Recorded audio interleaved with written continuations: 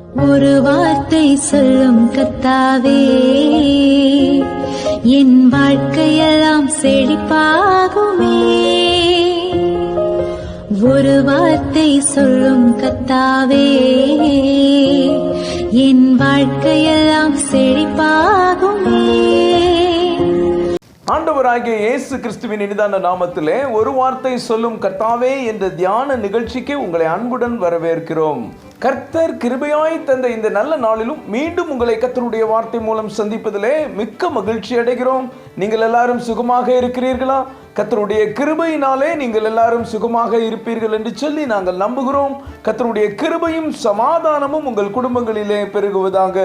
நேற்றைய தினத்திலே கேள்வி நேரத்தில் கலந்து கொண்டு பதில்களை அனுப்பி கொடுத்த அனைத்து கர்த்தருடைய பிள்ளைகளையும் இயேசு கிறிஸ்துவின் நாமத்திலே வாழ்த்துகிறோம். கர்த்தர் உங்களை ஆசீர்வதிப்பாராக.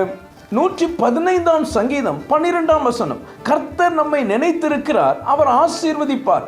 இஸ்ரவேல் குடும்பத்தாரை ஆசீர்வதிப்பார், அவர் ஆரோன் குடும்பத்தாரை ஆசீர்வதிப்பார். கிறிஸ்துவுக்குள் மிகவும் அன்பான தேவனுடைய பிள்ளைகளே, கர்த்தர் இந்த நாளிலும் நமக்கு தரும் ஆசீர்வாதமான வார்த்தை என்னவென்றால், கர்த்தர் நம்மை நினைத்திருக்கிறார், அவர் ஆசீர்வதிப்பார்.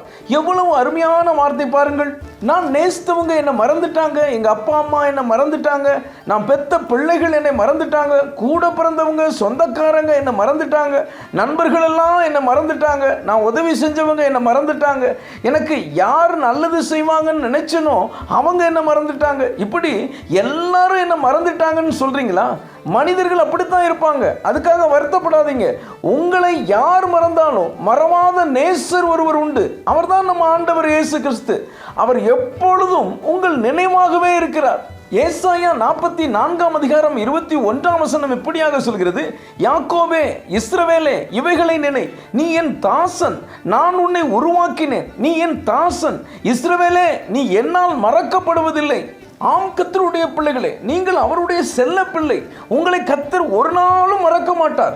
அவர் உங்களை நினைத்திருக்கிறார், அவர் உங்களை ஆசீர்வதிப்பார். கர்த்தர் என்னை மறந்து விட்டாரோ, எனக்கு ஆசீர்வாதமே இல்லையே என்று சந்தேகப்படாதீர்கள். கர்த்தருடைய பரிசுத்தவான்களின் வாழ்க்கையில் கர்த்தர் அவர்களை நினைத்திருந்த போது மிகப்பெரிய அற்புதம் நடந்தது. பேழைக்குள் இருந்த நோவாவையும் சகல காட்டு மிருகங்களையும் சகல நாட்டு மிருகங்களையும் கர்த்தர் நினைத்திருந்த போது அதுவரை பொங்கிக் கொண்டிருந்த ஜலம் அமர்ந்தது. வானத்தின் மதகுகள் அடைக்கப்பட்டு மழை நின்றது.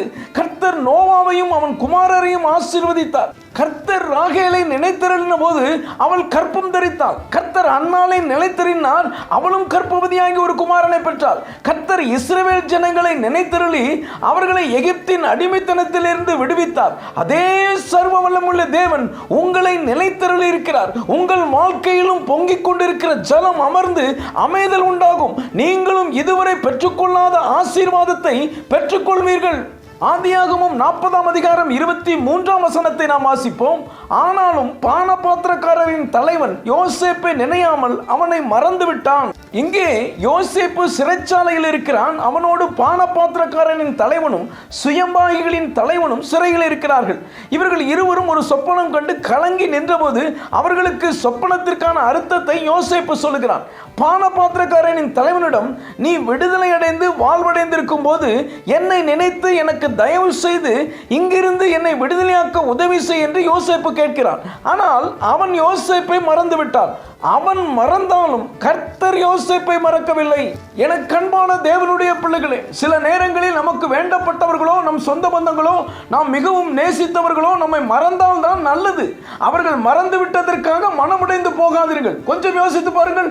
யோசேப்பை பானபாத்திரக்காரனின் தலைவன் மறக்காமல் இருந்திருந்தால் ஏதோ அவன் சிபாரிசு செய்து அவனுக்கு ஏதாவது யோசேப்புக்கு செய்திருக்க கூடும். அவன் மறந்ததினாலே கர்த்தர் யோசேப்பை நினைத்திருளி யாரும் எதிர்பாராத, நினைத்து கூட பார்க்க முடியாத உயரத்திற்கு கர்த்தர் யோசேப்பை உயர்த்தினார். அதுதான் கர்த்தருடைய ஆசீர்வாதம். இன்றைக்கு உங்களை மறந்தவர்களை குறித்து கவலைப்படாதீர்கள். கர்த்தர் உங்களை நினைத்திருக்கிறார். யாரும் எதிர்பாராத, நினைத்து பார்க்க முடியாத உயரத்திற்கு கர்த்தர் உங்களை ஆசீர்வதித்து உயர்த்துவார். உங்களுக்கு என்ன ஆசீர்வாதம் வேண்டும் என்று கர்த்தருக்கு தெரியும். அது உலக பிரகாரமான ஆசீர்வாதமோ ஆவிக்குரிய ஆசீர்வாதமோ எதுவாக இருந்தாலும் கர்த்தர் உங்களுக்கு தருவார். நீங்களும் நானும் செய்ய வேண்டியது ஒன்றே ஒன்றுதான், ஜெபம் மட்டுமே. அன்னாளின் ஜெபத்திற்கு பதில் கொடுத்தவர் உங்களை நினைத்திரளி ஆசீர்வதிக்கிறார். ஜெபிப்போம். அன்பின் பரலோக பிதாவே, இந்த நல்ல நேரத்துக்காய் கிருபைக்காய் நன்றியோடு உம்மை துதிக்கிறோம், உம்மை ஸ்தோத்தரிக்கிறோம். கர்த்தர் நம்மை நினைத்திருக்கிறார், அவர் ஆசீர்வதிப்பார் என்ற வார்த்தை மூலமாய் நீர் எங்களோடு பேசினதற்காக நன்றி தகப்பனே. இந்த வார்த்தைகளை கேட்டுக்கொண்டிருக்கிற உம்முடைய பிள்ளைகளை நீர் நினைத்தருளி உம்முடைய பிள்ளைகளுடைய தேவைகளை சந்தித்து அவர்களை நீர் ஆசீர்வதிக்கிறதற்காக ஸ்தோத்திரம். இயேசுவின் மூலம் ஜெபிக்கிறோம் நல்ல பிதாவே, ஆமென், ஆமென். இன்றைய கேள்வி, யோசேப்பை மறந்தது யார்? ஏ பார்வோன், பி பானபத்திரக்காரரின் தலைவன், சி சுயம்பாகிகளின் தலைவன், டி போத்திபார். இந்த கர்த்தருடைய வார்த்தை உங்களுக்கு ஆசீர்வாதமாக இருந்திருக்குமே ஆனால் தயவுசெய்து லைக் பண்ணுங்கள். உடைய நண்பர்களுக்கும் உறவினர்களுக்கும் வாட்ஸ்அப்பில் இருக்கிற அனைத்து குழுக்களுக்கும் அனுப்பி கொடுங்கள். தொடர்ந்து நம்முடைய RCM மிஷனரிமார்களுக்காக ஜெபித்துக் கொள்ளுங்கள். கர்த்தர் உங்களையும் உங்கள் குடும்பத்தின் பிள்ளைகளையும் ஆசீர்வதிப்பாராக.